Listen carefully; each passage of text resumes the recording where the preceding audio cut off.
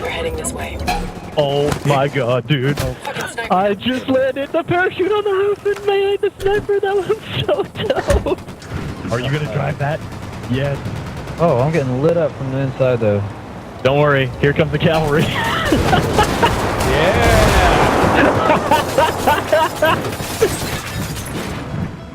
Hey there folks, Chris Waters here with the UB blog. I am hot off of playing a few hours of Ghost Recon Wildlands. Okay, I've got the rear. I drove it too far. I'm in a bad position. And I got to talk to Dominic Butler and Noradine Aboud about the game, about customization, about how you make it your own, and how that transitions between solo and co-op. Uh-oh, mortar, get out of that. Oh, nice shot. We started off with one of the things that I've been really looking forward to getting my hands on, which is character customization. Yeah. Right from the get-go, you get to make your ghost. That's it. We want to make sure the player has the total freedom of choice to express themselves whatever way they want. That starts from the very beginning of the game with the creation of your ghost. You choose the gender, the ethnicity, the hair, the gear they're wearing, but it also extends then to the loadout, the type of ghost you want to be, what kind of weapons and tools you want to bring into the battlefield, and really kind of make it your own. So when you're playing, let's say, 4-player co-op, everybody has access to the whole range of the customization.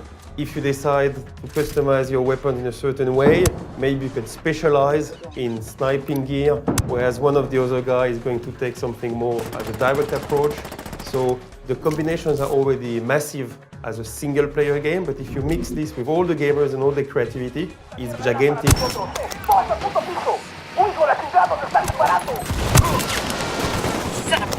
Crap. On the container.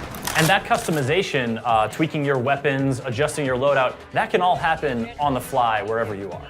Yes, the whole game actually is fully seamless. You have access to 2 main weapons, and then you can play in terms of also what you found on the spot, but there's not a concept of going back to a specific base. One of the other ways you customize your ghost is through skill points, and those are, again, something you can, find intel to sort of locate around the map, but then you sort of spec your ghost towards the kind of things that you find yourself using or that you might want to try to use. That's it. That's exactly it. We've kind of separated the skill upgrades into different, it's not classes, but it's more play styles to suit the way you want to play. So if you find you're someone who's using the drone regularly, doing recon, maybe you want to add thermal vision or night vision, you want to add maybe an explosive payload to it, or an EMP pulse that's going to disable vehicles and knock out lights in a camp and allowing you for that kind of stealth approach. Maybe you're someone who likes to play with the different sort of tools and equipment that we give you, so C4 and mines and flares and different types of grenades, and it's about the way that you want to play. And then as you play in co-op, those things become complementary, right? Because it's maybe we've spec'd out in a similar way, or maybe we've spec'd out in different ways, and I can kind of play a little bit of a role. It's not a formal class structure, but you can kind of play a role within the team, and you come together and kind of greater than the sum of your parts. Yeah, let's do weapons free. Yeah. Target down. Nice grenade. Once you get together and you pick a mission and you start going, things just start to flow from one thing to the next, be it to a next mission or be it passing a target of opportunity. On this, the big thing we had to do is basically accept that the people are free, which is something at the same time very exciting, but can also be a bit stressful. Yeah. Because it means that you don't control all those elements. Sometimes you're like, how am I going to explain or understand if I need to do this or that? But actually, when you're playing it, you actually don't need it. You're just chasing all sorts of opportunities. So it means, yes, sometimes you'll have 4 guys who are actually going to split, running into 4 different missions. On the other hand, sometimes you'll have all of them 4 together fully synchronized. We just look at the playground and see what happens. And over the last few years, we kept improving our systems, trying to see how the people play with it and tweaking them. Until now, we can just let the players get crazy in that world. I'm looking at a small group of tangos. Oh, this guy's gonna get me. Oh, nice. There's also a ton of vehicles, and like literally any vehicle you see, you can grab. That's exactly it. If you can see it, you can steal it. It's free.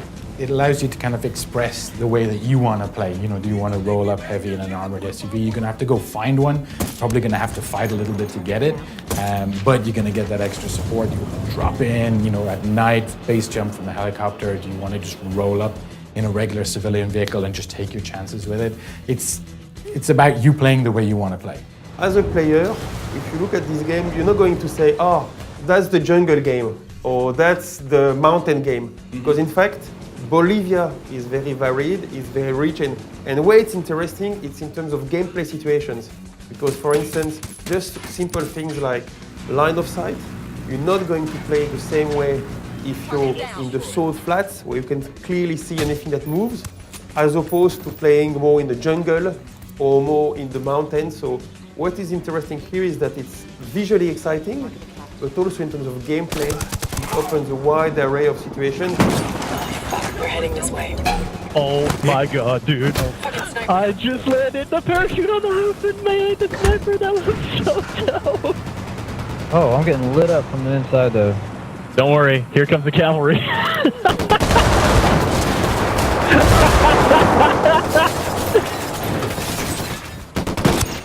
It was so great to get my hands on Wildlands, getting me really excited for the launch, which is coming up soon. It is. It's coming out on March 7th on Xbox One, PlayStation 4, and PC.